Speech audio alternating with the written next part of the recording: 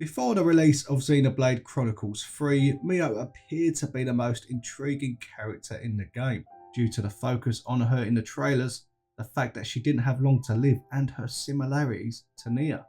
And after playing the game, my expectations were more than met. And in this video, I'm going to go through Mio's story and explain why she is such a great character. Mio first appeared in Xenoblade 3 alongside Tyon and Senna when they battled it out with Noah, Uni and Lance. Van Damme then used the Ouroboros stone to help them interlink when facing the Mobius, meaning straight after meeting, Noah and Mio had a special connection, due to becoming Ouroboros, and they had access to each other's memories and feelings. This really kick-started my love for Mio's character, especially when Van Damme explained that there's hope at Sword March. You could see it in her eyes that all she wanted was some hope to live on.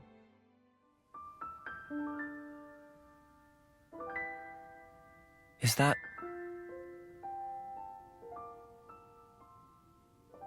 Yeah. My time left. Think about it.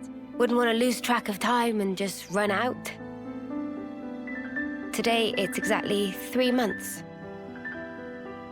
3 more months. And then I'll be gone from this world. I've thought about this a lot. About what I can achieve. What I'll leave behind. I've sent off so many who felt the same.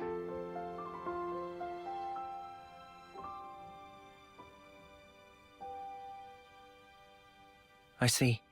So that's why you trusted that guy. You hope to live more. I don't know. Doesn't matter. But you and me, just talking like this, I think that's kind of amazing. And if there really is hope, in that place that the man mentioned... Is that what you'd want for a legacy? Weird question.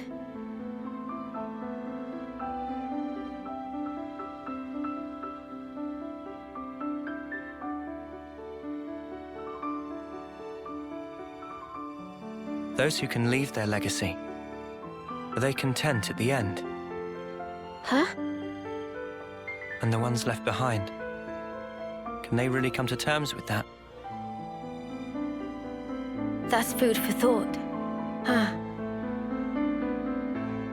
I think about it all the time. What we leave when we're gone. What that connection truly means. Connection, eh? Heavy stuff. Yeah. That's life, I guess. We then began our journey with all 6 characters heading to Sword March, and it seemed like Mio was the main character. A lot of the more meaningful moments early on were centred around Mio, and I wasn't complaining, as it was done in a way where all the characters got a similar amount of screen time, but Mio was the focus because the main theme of the game was life itself, and she had the least amount of time left.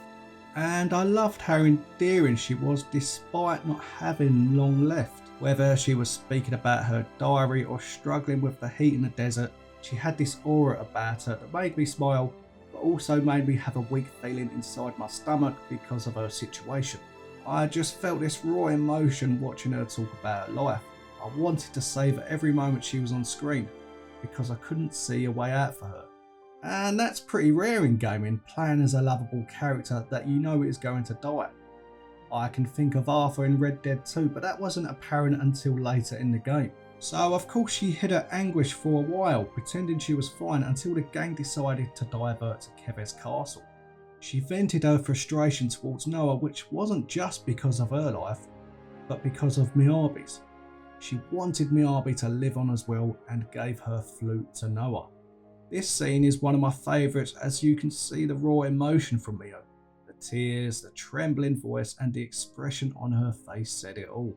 And this was heightened because they're both officers and closer to it all than anyone else.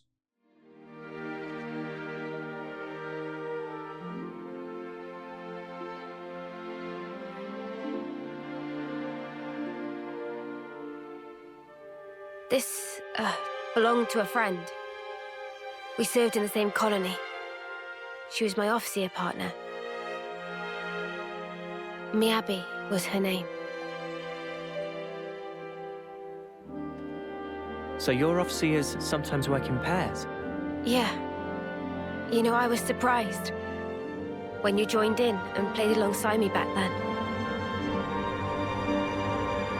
Anyway, one day there was an experiment, and she told me to keep on living. To live life in her stead, to fight on. But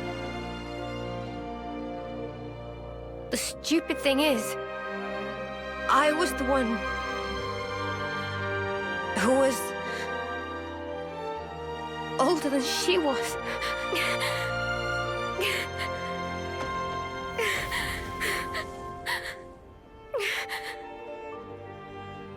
Now I see. That was...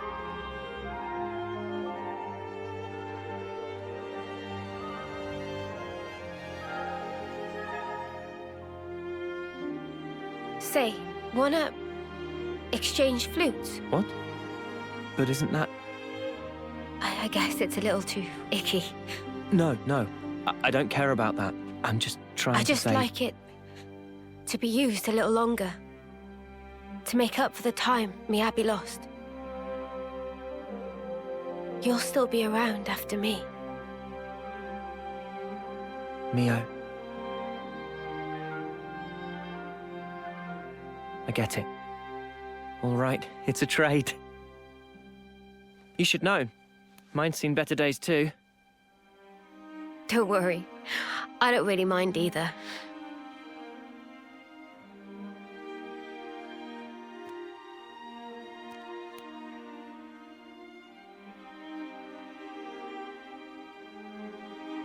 Thank you for the chat. I'm kind of surprised. Surprised? Even after interlinking, there's still things I don't know about you. Well, of course. How can you when there are things I don't understand myself? You're not going to pick up on everything. Gotta put it into words first. Yeah, but it doesn't always work, even then. Like last night. Oh, that. That was me being selfish. But now, I feel like we're starting to get on the same wavelength. Maybe interlinking just helped that along. To bring us a little closer together. Maybe, yeah. That might just be it.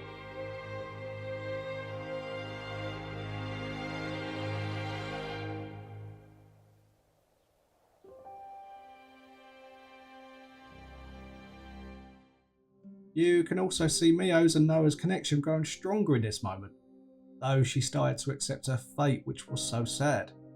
But that's part of the reason why I think she's such a great character. She invoked a raw emotion in me that felt so tragic but so real. Of course I thought it was possible that she could survive, but at the same time I really couldn't bear the thought of not seeing Noah and Mio's connection grow further than a couple of months. The game then continued, and I must say she was involved in some funny moments as well. Especially when she punched that hybrid Mobius out of nowhere. I mean, where did she get that power from? Look upon us and tremble before perfection. You'll writhe in agony before we...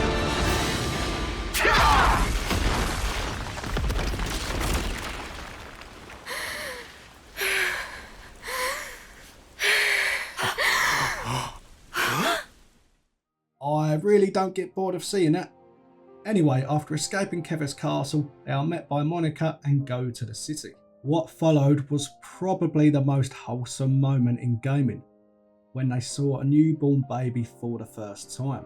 The look on Mio's face was again so endearing and incredible to see, especially when she looked at Noah. Witnessing a newborn baby, elderly couples walking together and children playing really opened their eyes to what life is all about. And you could see it in Mio's eyes that she wanted to live on and experience all of this. But as the player, I wasn't sure if Mio could ever experience these things, which gave more weight to the moment. It made me feel for her character even more and made her more compelling than before. They then infiltrated the prison below Agnes Castle for intel about the Queen of Agnes. Gondor didn't want to seem to help him at first, until Mio explained why she must in a very emotional speech. You just fight out of self-pity, flailing around thinking you can make a difference. When I see off lives, I do it with purpose. Mio. Just one more day, one more minute. You've no idea how many lives we've sent. All the friends we had, wishing they'd had more time. That was each and every day for us. But it was all we could do. It was all we had to believe in. Day in, day out. You are an Overseer? And when we finally made it to the city, I realized there was a whole different world out there. They're so lucky. I really thought that. I was astounded. Just by extending our years, life could be so different. I even saw the beginning of a new life. That tiny little hand that was grasping mine. I can understand why you want to protect that. If that's the now you speak of, we'd never kill that. Still, that's why we're trying to protect it for you. To save our friends. To build a future that would make us free. You've got about a month. That enough? For that? I don't know. My time might be up before our fight is truly over.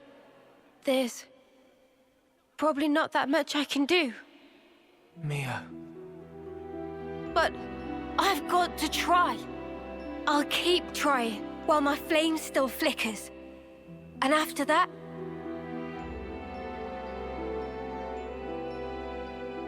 Yeah, we gotcha.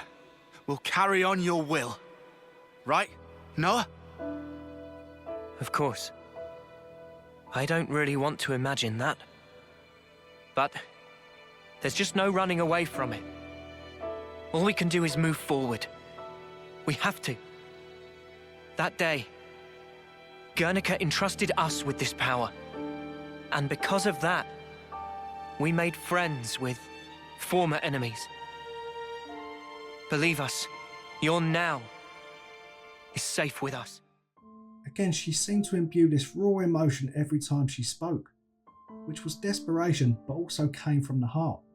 She really wanted her hope to carry on and live in others. They then managed to escape the prison, but of course that would have been too easy, and were met with Shania, Agnes guards, N and M. This was a key moment because M swaps places with Mio before they are all captured. And both of them did a very good job of impersonating each other until Mio's homecoming. I honestly believe that was Mio in the prison cell accepting her fate. And when the homecoming happened, it felt like a dagger to my heart. It was done in such a beautiful but tragic way that seemed fitting but so unfair. But wow, the joy I felt was unbelievable when Mio went up to Noah and gave him the flute, revealing what M had done. Mio now had M's memories and tried to explain M's reasoning to N, but he was in bits, of course. Noah, on the other hand, was incredibly happy and relieved that Mio was alive, as was I. She even got to save Miyabi after, who was alive but under the control of the chunky Mobius. He's even chunkier than that K guy. That is a lot of chunk. This gave Mio some ever needed closure, because she no longer felt the survivor's guilt that plagued her. She was finally free from the guilt and had more time with Noah. That hope she felt when speaking to Van Damme finally became a reality, which leads nicely to the Cloud Keep and meeting Nia. My god, this was so special, hearing the melody of Drifting Soul, walking up those stairs. And I actually made a video before the game released predicting that Nia and Mio are related, and it definitely looks like it. Nia focused on Mio when she woke up, hinting that she is her daughter, or at least a version of her daughter. From this point, the goal was clear: head to Origin to end Z and to end the now. And what I love about Xenoblade games is that it really makes you hate the villains, but towards the end you kind of feel for them. You understand their reasons. When Noah and Mio explained everything to N, you could tell how genuine they were, even after all he had done. They both sympathise with him, and Mio's points come across from the heart once again. Her speeches really are something, especially because this speech came from M's memories. You were just like us once, an Ouroboros fighting for the future.